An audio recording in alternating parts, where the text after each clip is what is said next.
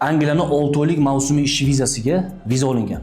Biz olib berganimiz yo'q, o'zlariga o'zlari olganlar va bu pasport egasi bizga murojaat qilgan. Mavsumiy ishdan keyin men boshqa davlatlarga sayohat viza olib bila olamanmi deb savol bergandan keyin biz nima qildik?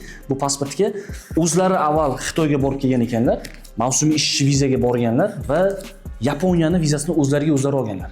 Biz bilamiz, mavsumiy ishchi viza bilan borgandan keyin sayohat vizaga o'zgartirib, sayohat vizani olish nisbatan qiyinroq, lekin mana shu akamiz o'ziga o'zi keys qilgan. Bugungi kunda bizga bu pasportga mana Germaniyani 5 oylik multi vizasini, turistik vizasini olib beryapmiz. Bu kamdan kam bo'ladigan holat, ya'ni biz 3 oylik viza talab qilsak, Germaniya 5 oylik multi viza beryapti. O'zlarida oldin Schengen vizasi bo'lgan. Ya'ni mavsumiy vizadan keyin Angliyani, Yevropani vizasini olganlar, Schengenni, undan keyin mana biz hozir 5 oylik multi viza beryapmiz. Ya'ni bu videoda murojaatim mavsumiy ishchi viza bilan borgan insonlarning hammasini yo'li yopiq emas.